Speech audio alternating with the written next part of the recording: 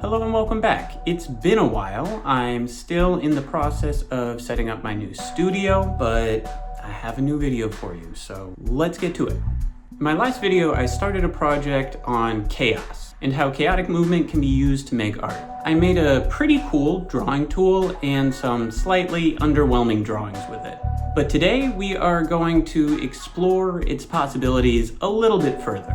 First, I need to generate some random numbers. I will use these to create sequences that I can then turn into drawings. Now, I always test out these sequences before I do any sort of a final drawing, because it's pretty much impossible to visualize what these patterns are going to look like just from taking a look at the numbers. This is actually my favorite part of the process.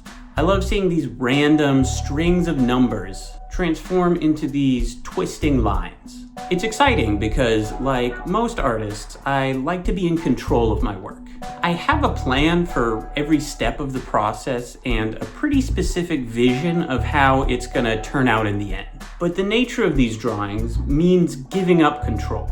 I just have to figure out what to do with what I'm being given, which is an interesting challenge.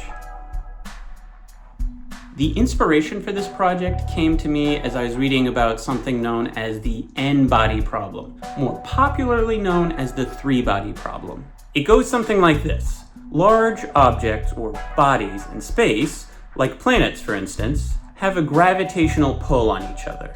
This back and forth pull affects their movement in space. When two bodies interact with each other, their movements are fairly simple, easy to calculate, and scientists can very confidently predict their paths through space far into the future. But add just one more body into the mix, and that predictability goes out the window. We understand the physics behind what happens, but the way these objects counterbalance each other is just so complicated and so sensitive to change that it's very difficult to make long-term predictions with any sort of accuracy.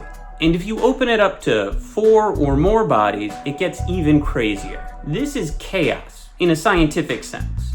And I think there's something kind of beautiful about it. Like there's this astronomical choreography that's unfolding right in front of us, but it's all just a little beyond our understanding. This idea sort of filled my head with these looping, orbiting patterns. And I wanted to find a way to recreate it on paper. And that's what started this series. But I took a long time getting this video out because I was having sort of a crisis. I made this thing, I came up with this interesting process for making drawings, but none of the drawings really felt finished to me, right? Like they were just missing something that would have elevated them from a sketch to a final drawing. But today I have 3 patterns picked out, and I'm going to use a few different approaches to try and make something interesting from them. For this first drawing, I'm going all in. 4 markers, big piece of paper, busy pattern, maximum effort.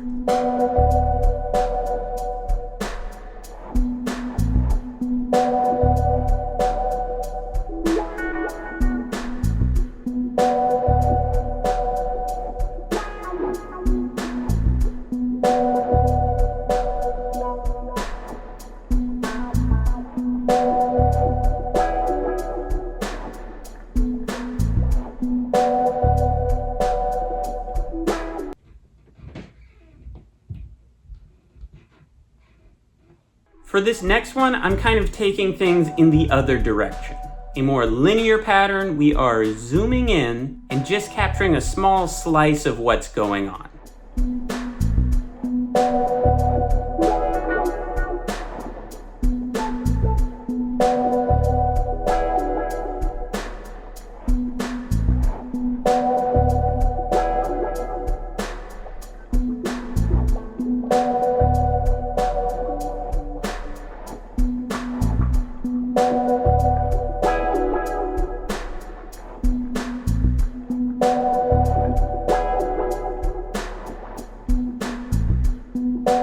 The very first drawing I made, I had been in this battle against little wobbles and markers bleeding into the paper, which interrupts the clean lines I'm trying to create for these drawings.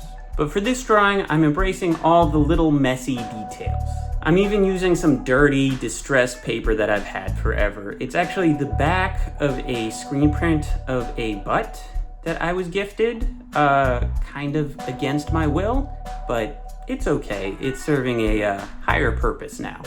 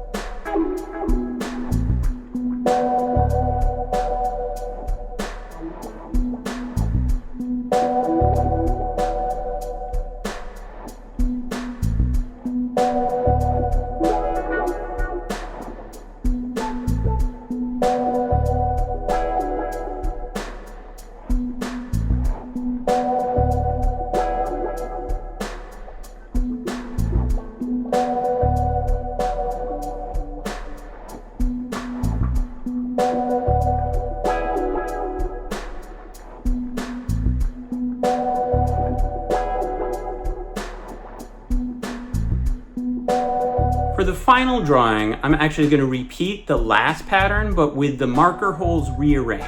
For this final drawing, I want to find kind of a middle ground, right? Like a balance between all the approaches I've taken for the last 3 drawings.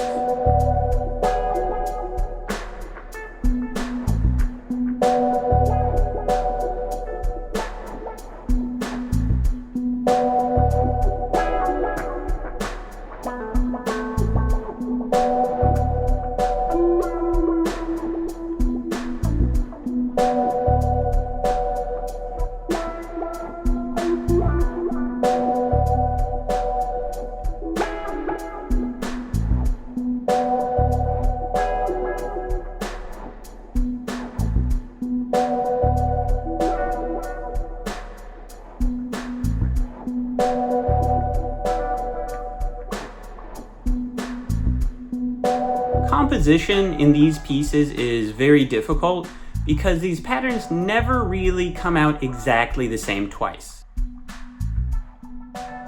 So I intentionally drew this one on an oversized piece of paper that I could trim down later to get the exact positioning I want. So let's take a look at these final drawings.